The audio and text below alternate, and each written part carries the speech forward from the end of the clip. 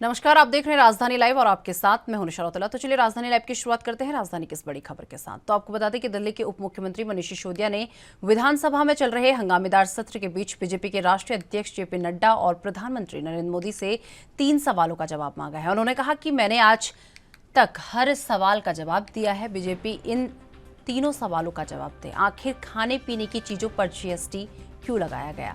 विधायकों खरीदने के लिए 6,300 करोड़ रुपए कहां से आए? और तीसरा, एलजी पर 1,400 करोड़ रुपए के भ्रष्टाचार पर कार्रवाई कब होगी? बता दें कि दिल्ली विधानसभा के विशेष सत्र का तीसरा दिन हंगामेदार रहा और इसके चलते दोपहर 2 बजे तक विधानसभा सत्र को डिप्टी स्पीकर को 3 बार स्थगित करना पड़ा। विधानसभा के विशेष सत्र के बाद मनीष सिसोदिया ने केंद्र सरकार पर हमला बोला। उन्होंने बीजेपी के जेपी नड्डा और पीएम मोदी से 3 सवाल पूछे। उन्होंने कहा कि बीजेपी द्वारा पूछे जा रहे सारे सवालों के मैंने जवाब दिए हैं और साथ ही सीबीआई को भी मैंने जवाब दिया है। सोमवार को जेपी नड्डा ने कहा था कि अरविंद केजरीवाल और मनीष सिसोदिया हमारे सवालों का जवाब नहीं देते हैं। अरविंद केजरीवाल और मैंने हर एक सवाल का जवाब दिया है, लेकिन जिस तरह से बीजेपी ने झूठ उछाला है कि 8,000 करोड़, 1,100 करोड़, 144 करोड़ या 1 लाख करोड़ का घोटाला हुआ है, ये सब झूठ है। और उप मुख्यमंत्री ने कहा कि अब बीजेपी के अध्यक्ष जेपी नड्डा मेरे 3 सवालों का जवाब दें। प्रधानमंत्री और उनके दोस्तों का कर्ज माफ करने के लिए दूध, दही, आटा, चाय पर लगाए गए जीएसटी की सीबीआई जांच कब होगी? बीजेपी द्वारा देश के अलग अलग राज्यों में सरकार बनाने के लिए 6,300 करोड़ रुपए जैसी बड़ी रकम खर्च कर जो विधायक खरीदे गए हैं, उनकी सीबीआई जांच कब तक होगी? और दिल्ली के उपराज्यपाल पर 1,400 करोड़ के भ्रष्टाचार में संलिप्त होने की बात सामने आई है, इसके गवाह भी हैं। और इस मामले में एलजी पर सीबीआई और ईडी की जांच कब होगी?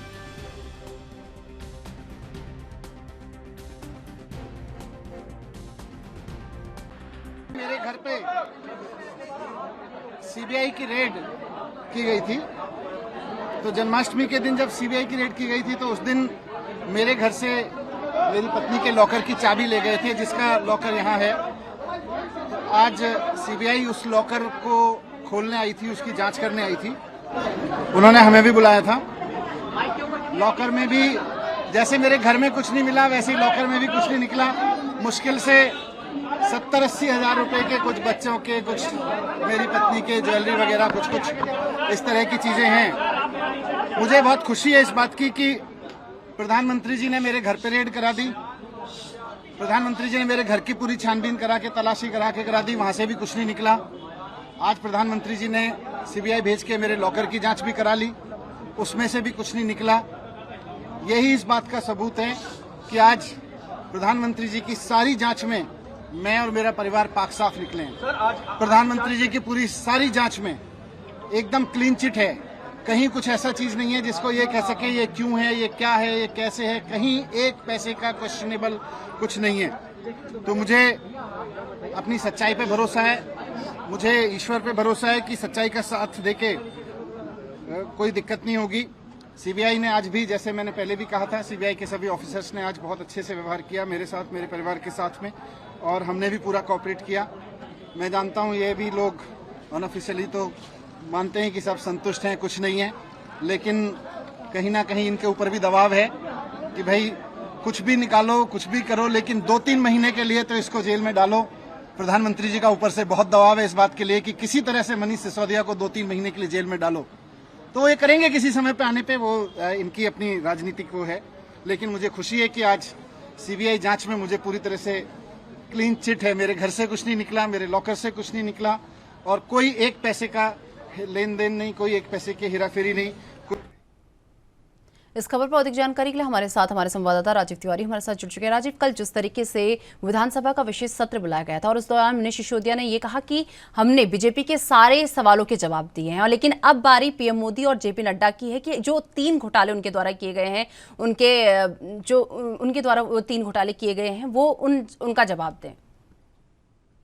देखिए, बिल्कुल सही कहा आपने। यहाँ पर बात करें आम आदमी पार्टी के उप विधायक यानी कि क्या सकते हैं मनीष सिसोदिया की, और जो उप सीएम है वो लगातार कहीं ना कहीं अब भाजपा के ऊपर आरोप लगाते नजर आ रहे हैं, क्योंकि पहले भाजपा की तरफ से आरोप लगाया जा रहा था कि मनीष सिसोदिया और अरविंद केजरीवाल जो है वो उनके सवालों का जवाब नहीं देते हैं, और लगातार इस तरीके के आरोप जो है वो मनोज तिवारी की बात करें, आदेश गुप्ता की बात करें, भाजपा के और नेताओं की बात करें, उनकी तरफ से लगाए जा रहे थे। मगर मनीष सिसोदिया ने कल दिल्ली विधानसभा के अंदर बिल्कुल स्पष्ट तौर पर कहा कि हमने भाजपा के सभी सवालों के जवाब दे दिए गए। यानी कि जो आबकारी नीति को लेकर जो बड़ा घोटाला बताया जा रहा था कि 114 करोड़ 144 करोड़ रुपए का घोटाला किया गया है, या फिर 8,000 करोड़ का घोटाला किया गया है, उसके अंदर तमाम जो सवालों के जवाब थे वो कहीं ना कहीं आम आदमी पार्टी ने दे दिए गए। और यहाँ तक कि जो सीबीआई की रेड हुई थी उनके घर पर, और कल जो उनके कह सकते हैं बैंक अकाउंट बैंक लॉकर को चेक किया गया, उसके अंदर भी कुछ ज्यादा बड़ी रकम नहीं मिली, सिर्फ 70-80 हजार रुपए के करीब ही मिल पाए हैं। और तमाम जो डॉक्यूमेंट्स की जो जानकारी मिली थी वो भी उस लॉकर के अंदर कुछ नहीं मिला। तो कहीं ना कहीं जो मनीष सिसोदिया ने बिल्कुल मीडिया से ये बिल्कुल बात करते हुए ये कहा कि उन्होंने सीबीआई का सहयोग किया है, सीबीआई ने उनसे घर की सर्चिंग के लिए कहा गया था तो वो भी उन्होंने करवाई, और उसके अंदर भी जांच के अंदर सहयोग दिया गया। लॉकर चेक करने के लिए भी उनकी पत्नी भी उनके साथ थी, और वो भी उनके अध्यक्षता में कहीं ना कहीं लॉकर को चेक किया गया। सीबीआई ने बिल्कुल कह दिया गया कि आपके अकाउंट में कुछ नहीं मिला है। मगर इस तरीके के जो प्रक्रिया थी वो जरूर देखने को मिली, मगर उसके बाद में आरोप प्रत्यारोप भी देखने को मिले। दिल्ली विधानसभा के अंदर जिस तरीके से मनीष सिसोदिया ने कहा कि हमने भाजपा के सभी सवालों के जवाब दे दिए गए, अब भाजपा की बारी है। यानी कि जेपी नड्डा की बात करें, प्रधानमंत्री मोदी जी की बात करें, तो उनकी भी अब जवाबदेही होगी। और आम आदमी पार्टी की तरफ से और मनीष सिसोदिया की तरफ से 3 सवाल पूछे गए हैं जिसके अंदर भाजपा को जवाब देना होगा। पहला सवाल जो खाने पीने की चीजों पर, यानी कि जो दूध दही जैसी चीजों पर जीएसटी लगाई गई है, और जो अपने कैसे मित्र जो पूंजीपति लोग हैं या फिर बिजनेसमैन है उनको जो उनका जो कर्ज था वो क्यों माफ किया गया। अगर उनका कर्ज माफ नहीं किया जाता तो कहीं ना कहीं खाने पीने की चीजों पर जीएसटी लगाने की जरूरत नहीं पड़ती। इसकी सीबीआई जांच होनी चाहिए। नंबर 2, यहां पर जिस तरीके से अब कह सकते हैं लगातार कहीं ना कहीं आरोप भी देखने को मिले, मगर यहां पर जो दूसरा सवाल पूछा गया था वो था कि भाजपा के द्वारा जो कह सकते हैं जो 1400 करोड़ रुपए का जो उपराज्यपाल के ऊपर आरोप है उसकी जांच होनी चाहिए। उसको लेकर भी कहीं ना कहीं आरोप लगाए गए हैं, और यहां तक कि ये भी गया है कि जिस तरीके से सीबीआई जांच होनी चाहिए कह सकते हैं उपराज्यपाल के ऊपर, या फिर कहें जो जीएसटी लगाई गई है उसको लेकर, और यहां तक कि जो कह सकते हैं 6,300 करोड़ रुपया जो विधायक खरीदने के लिए भाजपा के पास कहां से आए, इसकी भी सीबीआई जांच होनी चाहिए। यानी कि 3 सवाल जो पूछे गए हैं भाजपा से। अब देखना होगा प्रधानमंत्री मोदी जी की तरफ से, या फिर जेपी नड्डा की तरफ से, या फिर भाजपा के बड़े नेताओं की तरफ से इन तीनों सवालों के जवाब दिए जाते हैं, या फिर आरोप प्रत्यारोप ही देखने को मिलेगा। जी राजीव, वहीं बात कर लें जिस तरीके से सीबीआई का एक्शन जो है मनीष सिसोदिया पर लगातार बरकरार है। पहले उन्होंने घर पर छापेमारी की गई, उसके बाद उनके बैंक लॉकरों पर छापेमारी की। अब अगला एक्शन क्या हो सकता है सीबीआई का?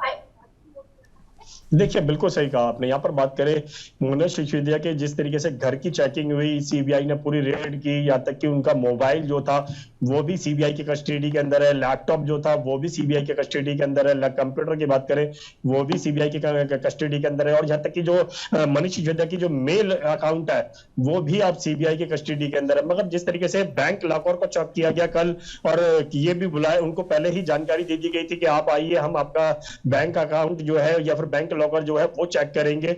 तो तमाम जो जानकारी जो थी वो कहीं ना कहीं सीबीआई के द्वारा चेकिंग की गई, लगभग घंटे के गड़बड़ की अकाउंट चेक किया गया। उसके बाद भी सीबीआई को कुछ नहीं मिला। सीबीआई से जब मनोज सिसोदिया ने बातचीत करने की कोशिश की तो उनको इस बात यही जानकारी दी गई कि ऊपर से दबाव बहुत है, इसलिए कहीं ना कहीं उनके ऊपर कार्रवाई की जा रही है। मगर यहाँ पर ये एक चीज और समझनी होगी, सीबीआई के तौर पर कहीं ना कहीं सूत्रों के हवाले से मनीष सिसोदिया को बिल्कुल स्पष्ट तौर पर जानकारी मिल चुकी है कि सीबीआई जो है या फिर कहें ईडी जो है वो कहीं ना कहीं बड़े पैमाने पर मनीष सिसोदिया के ऊपर कार्रवाई कर सकती है। और इसको लेकर लगातार कहीं ना कहीं मनीष सिसोदिया की तरफ से, आम आदमी पार्टी की तरफ से, या फिर कहें अरविंद केजरीवाल की तरफ से लगातार कहा जा रहा है कि मनीष सिसोदिया को गिरफ्तार करने के लिए, कस्टडी के अंदर लेने के लिए लगातार आरोप प्रत्यारोप लगाए जा रहे हैं। और कहीं ना कहीं जो आबकारी नीति के अंदर बड़ा घोटाला बताया जा रहा है, और स्कूलों को बनाने के लिए जो कहीं ना कहीं क्लासरूम बनाने के लिए कहा गया है कि बड़े पैमाने पर उसमें भी घोटाला किया गया है, तो देखना होगा ये आरोप जो है वो कितने सच हो तो पाते हैं। मगर यहाँ पर सीबीआई की बात करें, सीबीआई का अगला कदम क्या होगा, या फिर जो कहे उनके जो सहयोगी लोग थे, जन लगभग मनीष सिसोदिया के साथ साथ जो 11 लोग हैं उनके ऊपर भी एफआईआर दर्ज हो चुकी है, उनके ऊपर भी कार्रवाई होगी। मगर मनीष सिसोदिया की बात करें तो मनीष सिसोदिया के बैंक अकाउंट की बात करें या फिर उनके घर की बात करें, उनकी दोनों जगह पर कहीं ना कहीं चेकिंग हो चुकी है, और उसके बाद शायद उनके जो परिजन होंगे उनके ऊपर भी कहीं ना कहीं सीबीआई की रेड हो सकती है। जी राजीव, वहीं बात कर ली जाए, कल जिस तरीके से सीबीआई ने बैंक लॉकरों पर जो है मनीष सिसोदिया के छापा मारा है, वहां पर छापेमार कार्रवाई की गई है, तो इसमें भी देखा गया है कि कुछ बहुत बड़ी चीज निकलकर सामने नहीं आई है, तो इस पर कुछ बीजेपी का रिएक्शन सामने आया हो?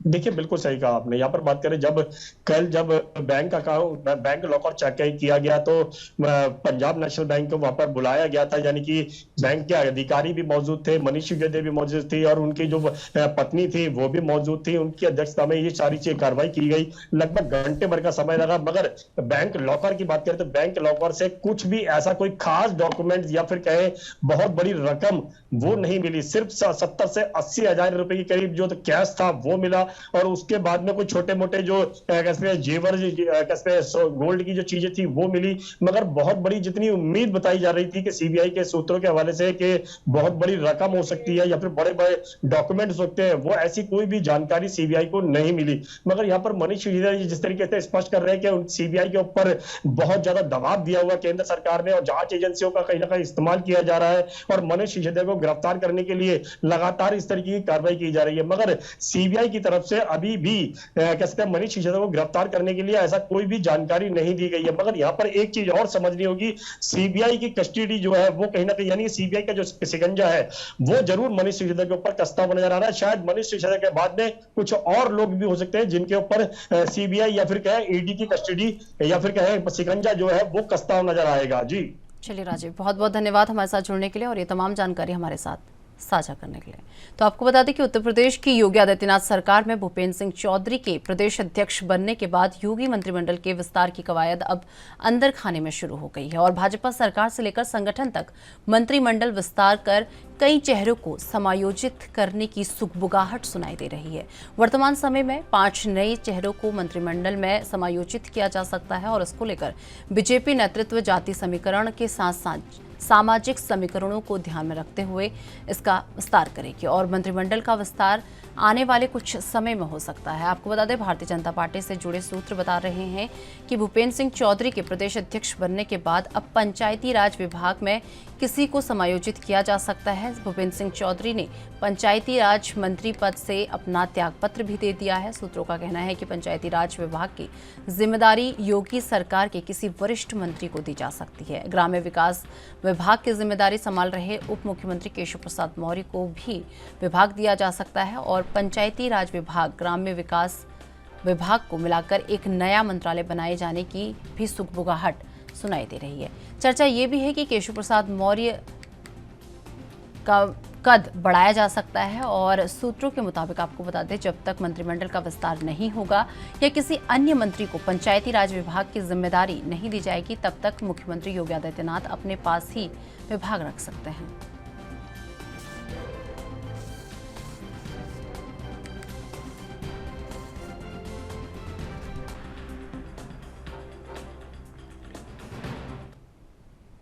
इस खबर पर अधिक जानकारी के लिए हमारे साथ हमारे संवाददाता जितेंद्र चौहान हमारे साथ जुड़ चुके हैं। जितेंद्र, जिस तरीके से बात कर ली जाए योगी मंत्रिमंडल की अगर बात कर लें तो इसके विस्तार की सुगबुगाहट अब जो है तेज हो चुकी है और इसकी कवायद जो है शुरू हो चुकी है। एक बार इसे लेकर पूरी अपडेट। देखिए, उत्तर प्रदेश सरकार में मंत्रिमंडल की जो विस्तार है सूत्रों के अनुसार कि जल्दी किया जा सकता है, क्योंकि पंचायती राज मंत्री का पद 2 बार से संभाल रहे भूपेंद्र चौधरी को प्रदेश अध्यक्ष बनाया गया, और संगठन से लेकर सरकार में कहीं न कहीं सुगबुगाहट शुरू हो गई कि जल्दी ही मंत्रिमंडल में विस्तार किया जाएगा और पंचायती राज विभाग कहीं न कहीं किसी को दिया जाएगा। वही बात की जाए तो भाजपा सरकार में लेकर संगठन तक मंत्रिमंडल विस्तार के नए चेहरों को समायोजित करने की बात जो है वो सामने आ रही है, और कहीं न कहीं कहा जा सकता है कि वर्तमान समय में 5 नए चेहरे मंत्रिमंडल में शामिल किए जा सकते हैं। वहीं बात की जाए तो इसको लेकर बीजेपी जाति समीकरण के आधार पर सामाजिक समीकरणों को ध्यान में रखते हुए मंत्रिमंडल विस्तार करने की कहीं न कहीं बात सामने आ रही है। और वही सूत्रों के अनुसार बात करें तो भूपेंद्र चौधरी के प्रदेश अध्यक्ष बनने के बाद अब पंचायती राज विभाग और साथ ही साथ किसी को उसमें समायोजित किया जा सकता है। और वही भूपेश चौधरी पंचायती राज मंत्री के पद पे थे और इस पर अपने त्याग पत्र भी कल उन्होंने दे दिया है। और पंचायती विभाग की जिम्मेदारी योगी सरकार के किसी वरिष्ठ मंत्री को दी जा सकती है, ऐसी भी बात सामने आ रही है। जिसमें बात की जाए तो ग्राम विकास की जिम्मेदारी संभाल रहे उप मुख्यमंत्री केशव प्रसाद मौर्य को भी कहीं न कहीं जिम्मेदारी दी जा सकती है। और पंचायती राज विभाग ग्राम विकास को मिलाकर एक नया मंत्रालय बनाने की जो शुरुआत है वो कहीं न कहीं तेज हो गई है। और साफ तौर पे क्या सकता है, मंत्रिमंडल विस्तार नहीं होगा तो इसी किसी मंत्रिमंडल में या मंत्री से शामिल किया जा सकता है और जिम्मेदारी दी जा सकती है। तो मैं वही मुख्यमंत्री योगी आदित्यनाथ ने अपने पास रखे विभाग, वहीं दूसरी तरफ वो भी कहीं ना कहीं जो कुछ विभाग है, क्योंकि मुख्यमंत्री के पास कई ऐसे विभाग है जो मुख्यमंत्री योगी आदित्यनाथ के पास है। ग्राम विकास संभाल रहे केशव प्रसाद मौर्य डिप्टी सीएम, तो पंचायती राज विभाग वो उनको कहीं ना कहीं उनको भी दिया जा सकता है, क्योंकि संगठन में लगातार जो सुगबुगाहट है वो केशव प्रसाद मौर्य का जो कद है वो बढ़ाने की बात सामने आ रही है। और इसी के चलते ये माना जा रहा है कि पंचायती राज विभाग और ग्राम विकास विभाग दूसरे को मिलाकर कहीं ना कहीं नया मंत्रिमंडल तैयार किया जा सकता है। वहीं मंत्रिमंडल विस्तार की तो आधा दर्जन से नए मंत्रियों को शपथ दिलाई जा सकती है। इसमें जो योगी सरकार में सुगबुगाहट हो रही है मंत्रिमंडल विस्तार को लेकर, तो फिलहाल इस सूत्रों के अनुसार यही खबर आ रही है कि जल्दी मंत्रिमंडल विस्तार उत्तर प्रदेश की सरकार में हो सकता है। और इस पे जाति समीकरण को लेकर भी ध्यान रखा जा सकता है, क्योंकि एक विभाग खाली पंचायती राज विभाग और बड़ा विभाग है तो उसको जाहिर सी बात इसमें समायोजित भी करना है। तो फिलहाल सूत्र यही कह रहे हैं कि जल्द से जल्द मंत्रिमंडल विस्तार उत्तर प्रदेश सरकार में हो सकता है। जितिन, वही बात कर ले जाए, जो योगी मंत्रिमंडल का विस्तार की बात जो है जल्द अब हो सकता है, ऐसा जो है सुगबुगाहट इसकी तेज हो चुकी है। इसी बीच ये कहा जा रहा है कि 5 नए चेहरों को इसमें शामिल किया जाएगा, तो ये 5 नए चेहरे कौन कौन हो सकते हैं? देखिए, चेहरों का भी नाम साफ बात की जाए, चेहरे को नाम अभी साफ नहीं है। 5 मंत्रियों का नाम आ रहा है कि 5 मंत्री में शामिल हो सकते हैं, लेकिन अभी तक नामों की चर्चा की बात की जाए तो अभी फिलहाल नामों की स्पष्ट कह सकते हैं कि नाम अभी तक सामने नहीं आ रहे हैं। और साफ तौर पे कहा जा सकता है कि अक्टूबर में ये माना जा रहा है कि उत्तर प्रदेश की योगी सरकार में मंत्रिमंडल विस्तार किया जा सकता है, क्योंकि पिछले कार्यकाल में भी इस बात की तेजी आई थी, मंत्रिमंडल विस्तार को लेकर सुगबुगाहट तेज हुई। एक बार फिर ये सुगबुगाहट उत्तर प्रदेश की योगी सरकार 2.0 की जो सरकार है उसमें कहीं ना कहीं बात सामने आ रही है। और माना जा रहा है पंचायती राज विभाग जो खाली हो चुका है भूपेश चौधरी के प्रदेश अध्यक्ष बनने के बाद, उनको कहीं ना कहीं समायोजित किया जा सकता है। 5 मंत्रियों का नाम आ रहा है, हालांकि नाम स्पष्ट नहीं है, लेकिन ये जरूर कहा जा सकता है कि इन 5 मंत्रियों में शपथ दिलाई जा सकती है। और साथ ही साथ यूं कह सकते हैं कि जो पंचायती राज वो केशव प्रसाद मौर्य को भी जिम्मेदारी दी जा सकती है।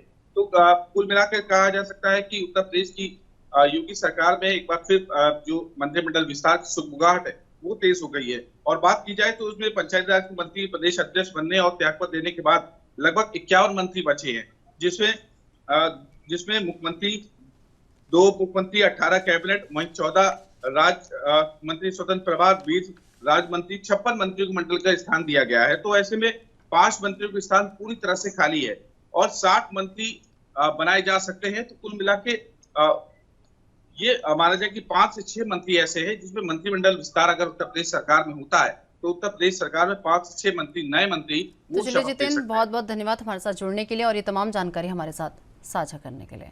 तो आपको बता दें कि मुंबई के शिवाजी पार्क में हर साल दशहरा के मौके पर होने वाली परंपरागत रैली को लेकर शिवसेना वर्सेस शिवसेना के बीच अभी से लड़ाई जो है शुरू हो गई है। और शिवसेना में 2 फाड़ होने के बाद शिंदे गुट ने यह दावा किया है कि अब रैली करने का अधिकार उनका है, क्योंकि उद्धव गुट ने हिंदुत्व को छोड़ दिया है। इस दावे पर उद्धव गुट ने भी पलटवार करते हुए कहा कि हर साल की तरह रैली वही करेंगे, चाहे अनुमति मिले या ना मिले। इस लड़ाई में सवाल ये खड़ा हो गया है कि आखिर पार्क किसका होगा।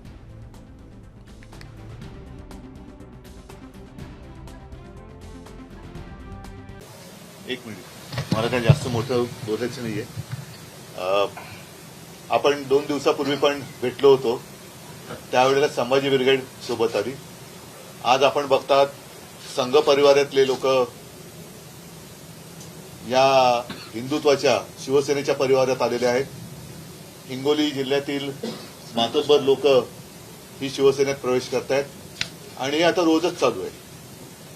मला एका गोष्टीचं खरंच एक अभिमान वाटतो आणि आश्चर्य सुद्धा वाटतं की साधारणतः सत्ताधारी पक्षाकडे पक्षप्रवेशासाठी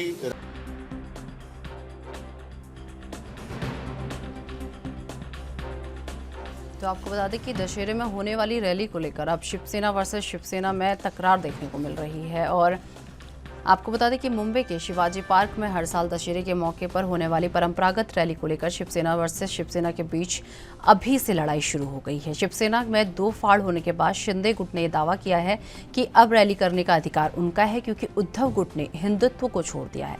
इस दावे को उद्धव गुट ने भी पलटवार करते हुए कहा कि हर साल की तरह रैली वही करेंगे, चाहे अनुमति मिले या नहीं मिले। इस लड़ाई में सवाल अब ये खड़ा होता है कि आखिरकार पार्क किसका होगा।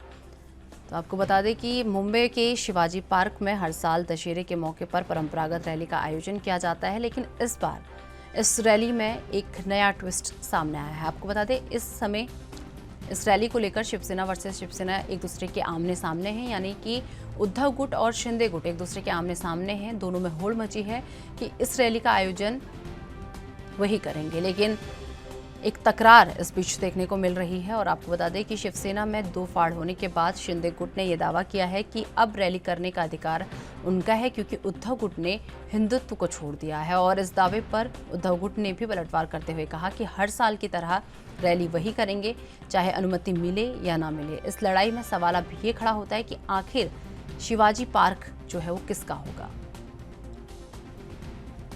तो आपको बता दें कि मुंबई के शिवाजी पार्क में हर साल की तरह दशहरे के मौके पर होने वाली परंपरागत रैली को लेकर अब शिंदे गुट और उद्धव गुट आमने सामने आ चुके हैं। इन दोनों के बीच में एक लड़ाई का माहौल पैदा हो चुका है। दोनों में इस बात को लेकर होड़ है कि दशहरा रैली वो लोग करेंगे, लेकिन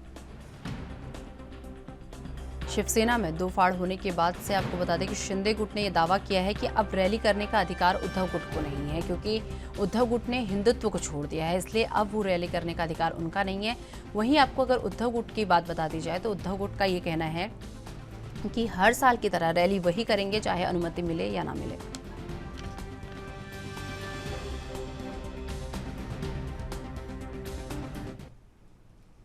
इस खबर पर अधिक जानकारी के लिए हमारे साथ हमारे संवाददाता सत्यप्रकाश सोनी हमारे साथ जुड़ चुके हैं। सत्यप्रकाश, जिस तरीके से बात कर ली जाए दशहरे में होने वाली परंपरागत रैली को लेकर अब शिवसेना वर्सेस शिवसेना यानी उद्धव गुट और शिंदे गुट आमने सामने आ चुके हैं।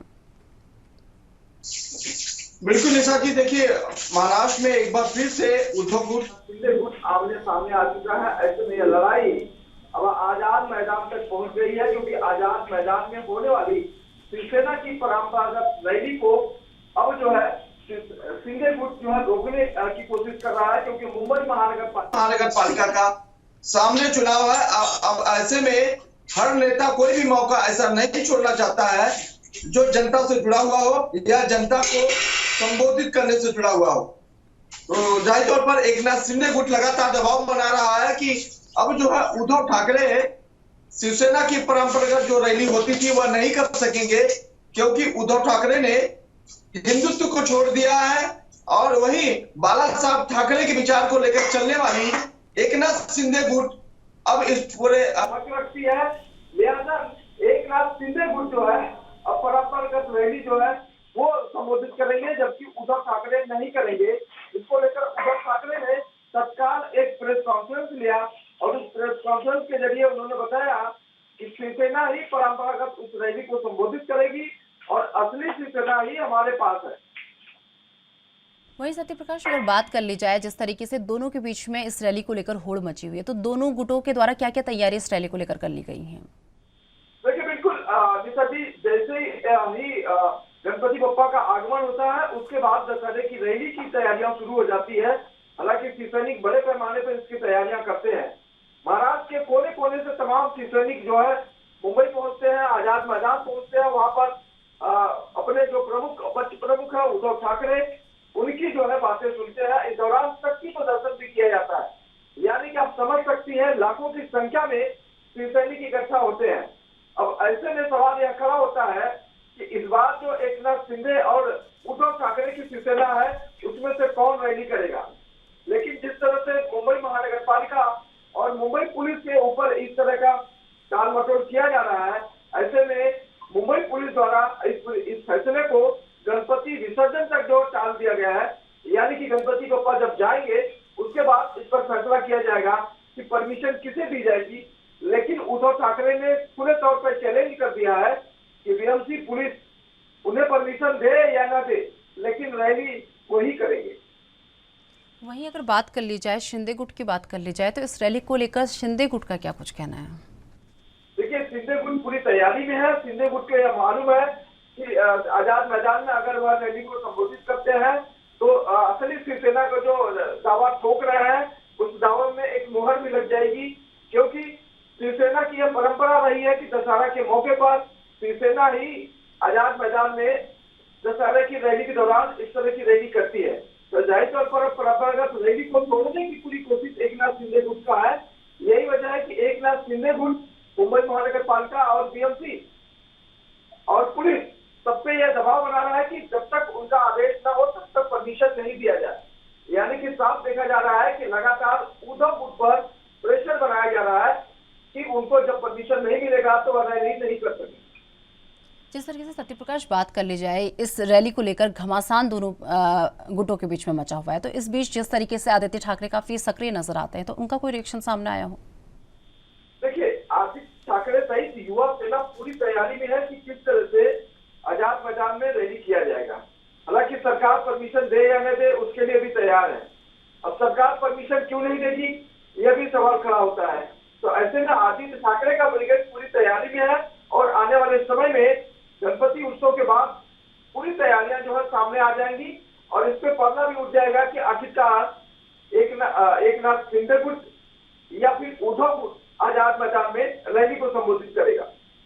सत्यप्रकाश, वहीं बात कर ली जाए, अगर जिस तरीके से आप ग्राउंड से रिपोर्टिंग करते हैं, तो क्या लग रहा है कि ये रैली कौन कर सकता है? जिस तरीके से दोनों में होड़ मची हुई है, एक कह रहा है कि उद्धव गुट का ये कहना है कि हम रैली करेंगे, चाहे हमें परमिशन मिले या ना मिले, हम रैली करेंगे, और वहीं शिंदे गुट का ये कहना है कि आपने हिंदुत्व को छोड़ दिया है इसलिए आप रैली नहीं करेंगे, इसमें हमारा अधिकार है। और वहीं अगर ग्राउंड की बात करें, अगर जमीनी हकीकत इसकी देखी जाए, तो क्या लग रहा है कौन इस रैली को कर सकता है? बिल्कुल, देखिए, महाराष्ट्र में जैसे ही एकनाथ शिंदे और उद्धव गुट का दो फाड़ हुआ है, उसके बाद से लगातार शिवसैनिक अग्रेसिव है।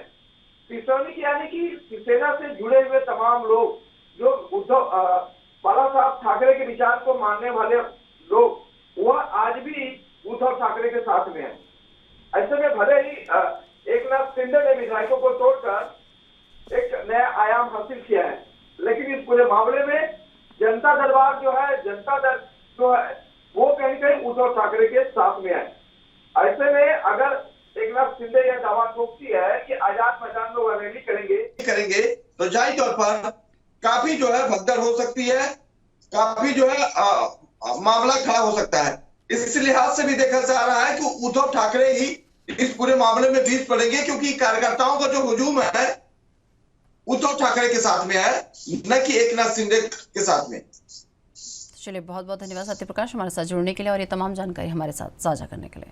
तो आपको बता दें कि पंजाब भाजपा में बदलाव संभव है, हालांकि ये तत्काल नहीं, भविष्य में होगा। और ये बात भाजपा के वरिष्ठ नेता एवं केंद्रीय जल शक्ति मंत्री गजेंद्र सिंह शेखावत ने कही है। वो लोकसभा प्रवास योजना के तहत मंगलवार को 2 दिवसीय दौरे पर मोहाली पहुंचे और इस दौरान उनका जो है शानदार स्वागत किया गया। साथ ही काफी समय बाद भाजपा एकजुट दिखी।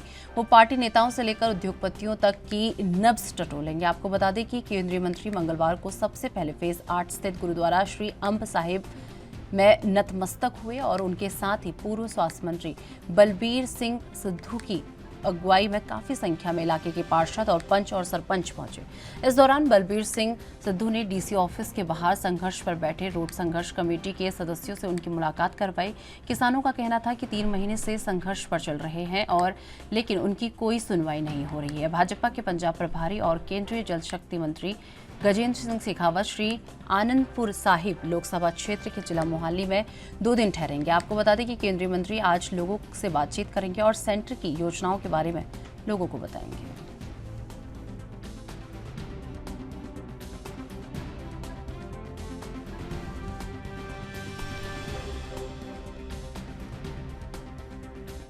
इस खबर पर अधिक जानकारी के लिए हमारे साथ हमारे संवाददाता अमनप्रीत कौर हमारे साथ जुड़ चुकी है। अमन, जिस तरीके से बात कर ली जाए केंद्रीय मंत्री गजेंद्र सिंह शेखावत जो है मोहाली दौरे पर हैं, तो एक बार उनके मोहाली दौरे को लेकर पूरी अपडेट। देखिए, वो 2 दिन के लिए मोहाली दौरे पे हैं और अलग अलग सबसे मुलाकात कर रहे हैं और कोशिश जो जितने भी भाजपा के मोहाली के जो खासकर नेता हैं वो उनके साथ हैं।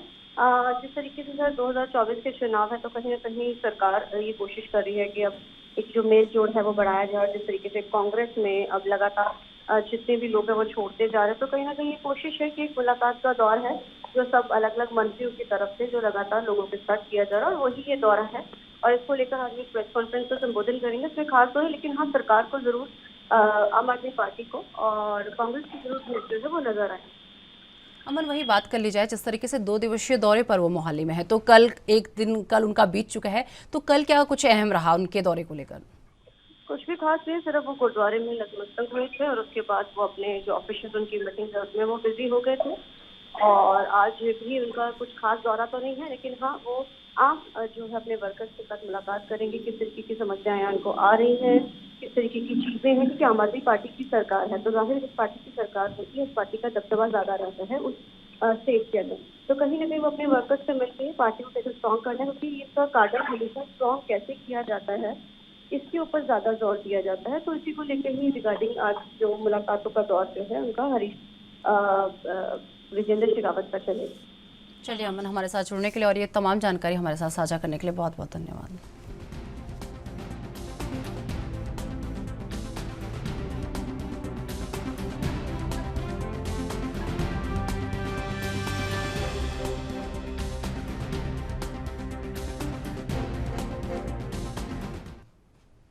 हिमाचल प्रदेश विधानसभा चुनाव की तैयारियों के मद्देनजर बुधवार यानी आज कांग्रेस अपना मिनी घोषणा पत्र जारी करेगी। आपको बता दें छत्तीसगढ़ के सीएम भूपेश बघेल इसे लॉन्च करेंगे। वो चुनाव में कांग्रेस के सीनियर पर्यवेक्षक के हैं और सूत्रों के अनुसार आपको बता दें कि कांग्रेस जिन अहम मुद्दों पर पूर्व वादों को प्रदेश के लोगों के सामने पेश करेगी वो है लोगों को हर महीने 300 यूनिट बिजली मुफ्त और सरकारी कर्मचारियों के लिए पुराना पेंशन लागू करना और हर महीने महिलाओं के लिए 1500 रुपये हर महीने भत्ता देने का ऐलान होगा और ये सभी सत्ता में आने के 10 दिनों के अंदर होगा। शिमला में कांग्रेस ये घोषणा ऐसे समय में करेगी जब पूरे देश में चुनाव पूर्व मुक्त घोषणाओं पर बहस हो रही है और साथ ही आम आदमी पार्टी भी लुभावने वादे के साथ कांग्रेस के बदले खुद को विकल्प के रूप में पेश कर रही है। इन तीनों घोषणाओं के प्रदेश में विधानसभा चुनाव से पहले कांग्रेस 10 गारंटी देंगी और इन तीनों घोषणाओं के अलावा 5 लाख युवाओं को रोजगार देने और बागवानी आयोग के गठन का भी ऐलान होगा। इसके अलावा किसानों के कर्ज माफी का भी ऐलान मुमकिन है। आपको बता दें कि इससे पहले राज्य में आम आदमी पार्टी कई वादे कर चुकी है और आपकी तरफ से भी पिछले दिनों मनीष सिसोदिया ने कहा था कि अगर उनकी सरकार बनती है तो दिल्ली की तरह हिमाचल प्रदेश में भी हर नागरिक के लिए मुफ्त और अच्छे इलाज की व्यवस्था होगी। और इसके अलावा उन्होंने भारतीय सेना और हिमाचल पुलिस के जवानों अगर सेवा के दौरान शहीद होते हैं तो उनके परिवार को 1 करोड़ रुपए की सम्मान राशि जो है दी जाएगी।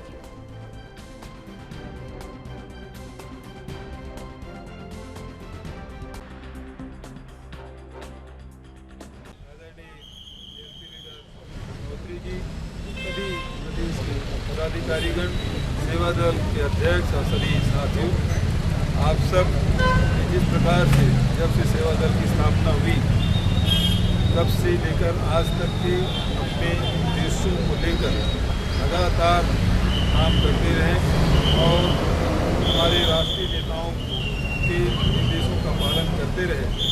आज सबसे बड़ी ज़रूरत है शासन की, सेवा दल की सबसे मूल मंत्र है उस शासन के साथ साथ पार्टी के माध्यम से पूरे प्रदेश के देश की जनता की सेवा करना, यही सेवा दल का देश दिशा में हिमाचल प्रदेश सेवा दल निरंतर कार्यरत है। इस खबर पर अधिक जानकारी के लिए हमारे साथ हमारे ब्यूरो चीफ हिमाचल से टीना ठाकुर जी हमारे साथ जुड़ चुकी है। टीना जी, जिस तरीके से बात कर लें, हिमाचल में आज कांग्रेस जो है 10 गारंटियां जो है दे सकती है जिसका ऐलान सीएम भूपेश बघेल आज शिमला से कर सकते हैं। एक बार इसे लेकर पूरी अपडेट। जी बिल्कुल, जो आने वाले विधानसभा चुनाव है उसको लेकर जो कांग्रेस है वो जो आज है वो एक अहम बैठक कांग्रेस ऑफिस जो राज्य कार्यालय है राजधानी दिल्ली में उसमें होगी और उसमें जो है जो पर्यवेक्षक बनाए गए हैं छत्तीसगढ़ के जो मुख्यमंत्री भूपेश बघेल और एआईसीसी के जो प्रभारी है राजीव शुक्ला, सचिन पायलट, प्रताप सिंह बाजवा, ये सब जो वरिष्ठ नेता है कांग्रेस के, ये सारे उपस्थित रहेंगे। और ऐसे में बताया जा रहा है कि ये 10 जो गारंटियां वो हिमाचल की जनता को देंगे, क्योंकि इससे पहले जो 5 बड़ी घोषणा है वो कांग्रेस की तरफ से हो चुकी है। तो ऐसे में माना जा रहा है कि आज भी कुछ घोषणाएं कांग्रेस कर सकती है, क्योंकि जिस तरह हिमाचल में आम आदमी पार्टी लगातार दौरे कर रही है, उनके जो नेता है वो दौरे कर रहे हैं और हिमाचल की जनता को गारंटियां दे रहे हैं। इससे पहले 3 गारंटियां आम आदमी पार्टी दे चुकी है। तो ऐसे में कांग्रेस भी जो है वो कहीं पीछे नहीं रहना चाहती और वो जानती है कि जनता के ऊपर कहीं ना कहीं जो अभी जो घोषणाएं करने जा रहे हैं उसका बहुत प्रभाव पड़ेगा और लोग जो है इससे प्रभावित होंगे। क्योंकि इससे पहले अगर आपको बताया कि हर महीने 300 यूनिट मुफ्त बिजली और 18 से 60 वर्ष की जो महिलाएं हैं उनको हर महीने 500 रुपए की धनराशि देने की जो बात है वो पहले कांग्रेस कर चुकी है। और इसके अलावा ओल्ड पेंशन स्कीम है और 5 लाख युवाओं को रोजगार देना, इस तरह की जो कुछ 5 जो बड़ी घोषणा है वो कांग्रेस ने पहले कर दी। इसके अलावा जो आज भी जो है जो कांग्रेस की तरफ से 5 और अन्य घोषणाएं बड़ी हिमाचल में होनी है। तो इनको मिलाकर कुल 10 घोषणाएं हो जाएंगी। माना जा रहा है कि जो मिलने घोषणा पत्र है एक तरह का आज कांग्रेस वो जारी कर सकती है, क्योंकि जो अगले कल है, अगर आपको हम बताएं कि कल भी जो कांग्रेस ऑफिस में जो मुख्य एक अहम बैठक होनी है, जो घोषणा पत्र की जो समिति बनाई गई है उनकी बैठक होनी है।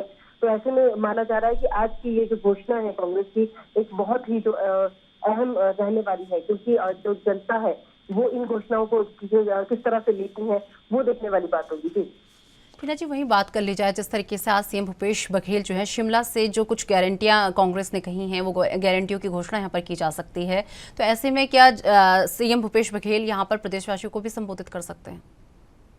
नहीं, अभी ऐसा नहीं है, क्योंकि अभी जो घोषणा है वो करेंगे वो कांग्रेस कार्यालय राजीव भवन से करेंगे। अभी जो रैलियों का या जनता को संबोधित कर जो कार्यक्रम है, ऐसे कार्यक्रम अभी कांग्रेस ने नहीं आयोजित किए हैं।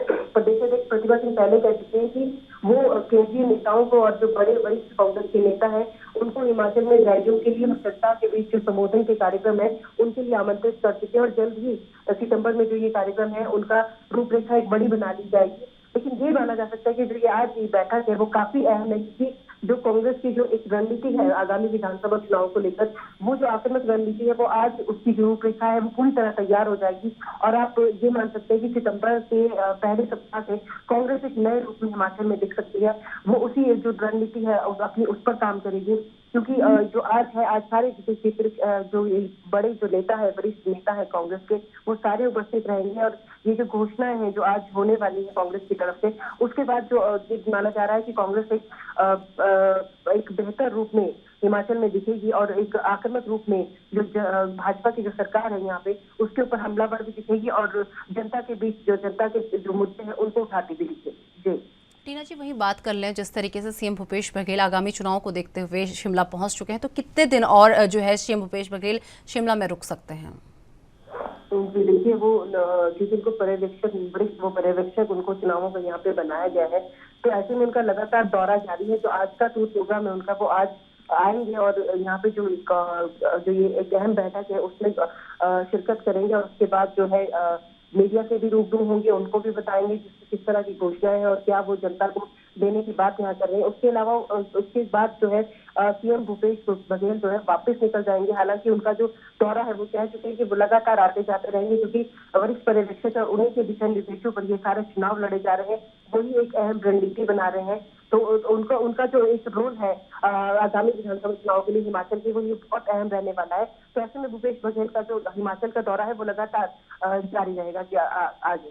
ठीक टीना जी, वहीं बात कर ली जाए जिस तरीके से चुनाव हिमाचल में है, तो इसे देखते हुए सभी पार्टी के जो दिग्गज हैं धीरे धीरे कर अब हिमाचल आना शुरू हो चुके हैं। तो ऐसे में बीजेपी के कौन से बड़े दिग्गज हिमाचल पहुंचे हैं और आम आदमी पार्टी के कौन कौन से दिग्गज जो हैं हिमाचल पहुंचे हैं? देखिए, पिछले कल जो है भाजपा की भी चुनाव प्रबंधक समिति की उसकी बैठक हुई थी। उसमें जो यहाँ पे जो चुनाव प्रभारी लगाए गए हैं प्रधान सिंह वो पहुंचे थे, उनके अलावा काफी बड़े नेता पहुंचे थे। अगर भाजपा का हम बताएं तो भाजपा से आप देखेंगे कि आगामी सितंबर तक की उनकी जो प्लानिंग है केंद्रीय नेताओं को यहाँ लाने की, वो कंप्लीट हो चुकी है।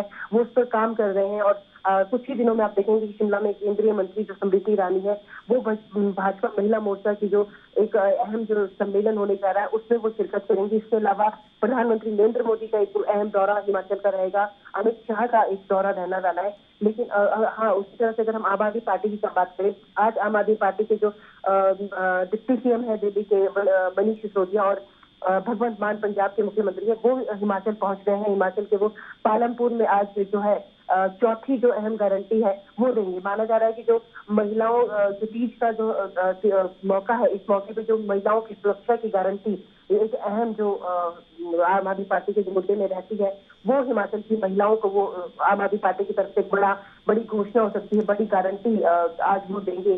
तो ऐसे में आप देखेंगे कि लगातार शिरकत आम आदमी पार्टी भी यहाँ पे कर रही है। हालांकि भाजपा की जो तैयारी है सबसे पुख्ता है, लगातार वो दौरे हिमाचल की कर रही है, लगातार जो केंद्र से जो बड़ी घोषणा है वो हिमाचल के लिए कर रही है। आपने पिछले कल देखा होगा कि हिमाचल का जो लगातार काफी लंबे से महत्वाकांक्षी प्रोजेक्ट था बल ट्रस्ट फार्मा, वो केंद्र की तरफ से अब हिमाचल को मिल चुका। तो ऐसे में काफी मजबूत स्थिति में इस वक्त भाजपा नजर आ रही है। जी चलिए टीना जी, बहुत बहुत धन्यवाद हमारे साथ जुड़ने के लिए और ये तमाम जानकारी हमारे साथ साझा करने के लिए।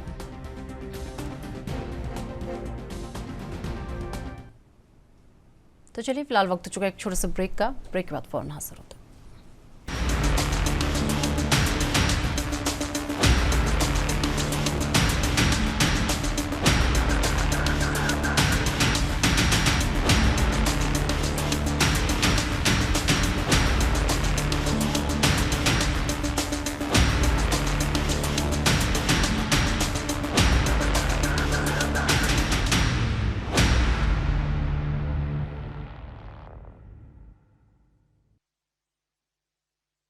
अप्रैल 2 और 3 सितंबर को छत्तीसगढ़ में 3 नवगठित जिलों का शुभारंभ कर प्रदेशवासियों को महत्वपूर्ण सौगात देंगे। आपको बता दें, इसमें मोहल्ला मानपुरा, अंबागढ़ चौकी और सारंगढ़, बिलाईगढ़ और खैरागढ़, छुई खदान, गड़ई शामिल हैं। और निर्धारित कार्यक्रम के अनुसार मुख्यमंत्री बघेल 2 सितंबर को दोपहर 1 बजे मोहल्ला के मिनी स्टेडियम में आयोजित कार्यक्रम में छत्तीसगढ़ के नवगठित 28वां जिला मोहल्ला मानपुर अंबागढ़ चौकी का शुभारंभ करेंगे। और कार्यक्रम की अध्यक्षता खाद्य और नागरिक आपूर्ति मंत्री अमरजीत भगत करेंगे। इसी तरह से आपको बता दें कि 3 सितंबर को 11 बजे सारगढ़ के खेल भाटा मैदान में आयोजित कार्यक्रम में छत्तीसगढ़ के नवागठित 30वां जिला सारगढ़ बिलाईगढ़ का शुभारंभ करेंगे। और यहाँ कार्यक्रम की अध्यक्षता स्कूल शिक्षा मंत्री और आदिम जाति कल्याण मंत्री डॉक्टर प्रेमसराय सिंह टिकाम करेंगे। और आपको बता दें कि मुख्यमंत्री बघेल 3 सितंबर को ही दोपहर 1 बजे खैरागढ़ स्थित राजा फतेह सिंह खेल मैदान में आयोजित कार्यक्रम में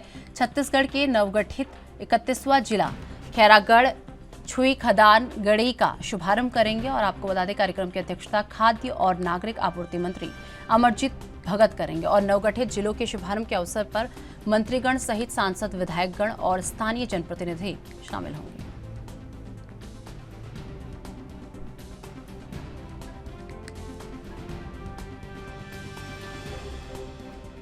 इस खबर पर अधिक जानकारी के लिए हमारे साथ हमारे ब्यूरो चीफ स्वाति कौशिक जी हमारे साथ जुड़ चुके हैं। स्वाति जी, जिस तरीके से बात कर ली जाए, सीएम बघेल लोगों को नवगठित जिले का शुभारंभ कर एक बहुत बड़ी सौगात देने जा रहे हैं, तो एक बार ऐसा लेकर पूरी अपडेट।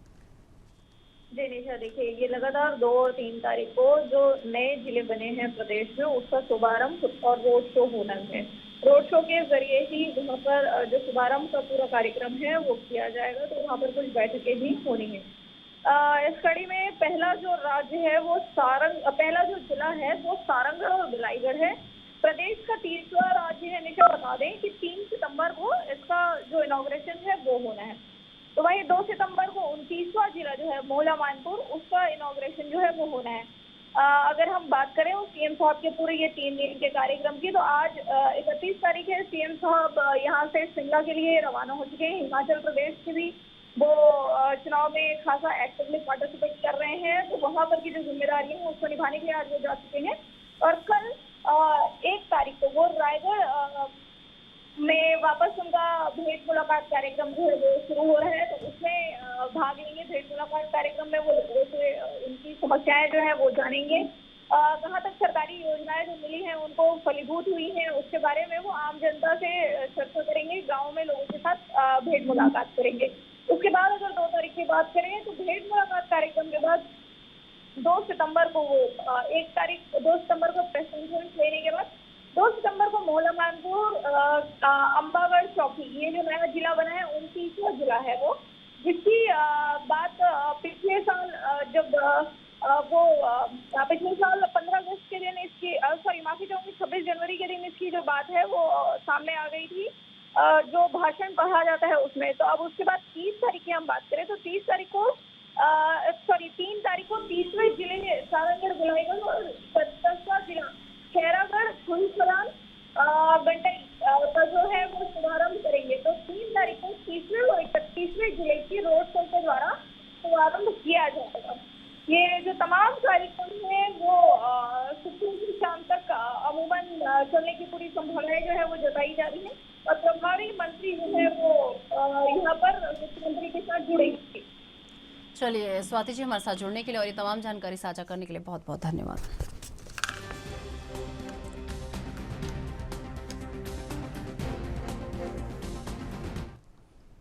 प्रदेश के मुख्यमंत्री और चंपावत विधानसभा से विधायक पुष्कर सिंह धामी अपने 1 दिवसीय भ्रमण पर जनपद चंपावत के टनकपुर में आ रहे हैं। आपको बता दें, जानकारी देते हुए जिलाध्यक्ष दीप चंद पाठक और पूर्व अनुसूचित मोर्चा जिलाध्यक्ष मदन कुमार ने बताया कि मुख्यमंत्री 31 अगस्त को देहरादून से हेलीकॉप्टर से प्रस्थान कर 31 पर टनकपुर स्टेडियम हेलीपैड पहुंचेंगे और 1:35 पर हेलीपैड से कार द्वारा प्रस्थान कर 1:40 पर आपको बता दें मुख्यमंत्री कैंप कार्यालय टनकपुर पहुंचेंगे। मुख्यमंत्री 2:30 बजे स्थानीय जनता की सुविधाओं हेतु टनकपुर में खोले जा रहे मुख्यमंत्री कैंप कार्यालय का शुभारंभ करेंगे। उसके बाद मुख्यमंत्री 4 बजे कैंप कार्यालय टनकपुर से कार द्वारा प्रस्थान कर 4:05 पर टनकपुर स्टेडियम हेलीपैड पहुंचकर हेलीकॉप्टर से खटीमा उधम सिंह नगर के लिए रवाना होंगे। और आपको बता दें कि मुख्यमंत्री के स्वागत को लेकर भाजपा कार्यकर्ताओं की ओर से पूरी तैयारियां कर ली गई हैं। वहीं भाजपा कार्यकर्ताओं में खासा जोश और उत्साह है। और माननीय मुख्यमंत्री जी का जो कल का उद्देश्य है यहाँ पर आने का, वो सबसे बड़ा उद्देश्य यह है कि जन सुविधाओं को देखते हुए माननीय मुख्यमंत्री जी का अपना खुद का कैंप कार्यालय यहाँ पर खुलने जा रहा है पीडब्ल्यूडी में। अब किसी भी समय आदमी वहाँ पर जाके अपनी समस्या से वहाँ पर अवगत करा सकेगा और निश्चित रूप से अधिकारियों में भी काम करने की गति में तेजी आएगी, ऐसा मुझे विश्वास है। उस कार्यालय के खुलने से हम अपने मुख्यमंत्री जी का बहुत बहुत आभार व्यक्त करते हैं और उस कार्यक्रम तो फिलहाल मेरे साथ राजधानी लाइव में इतना ही। देश दुनिया की तमाम बड़ी खबरों के लिए देखते रहिए एएनबी न्यूज़। नमस्कार।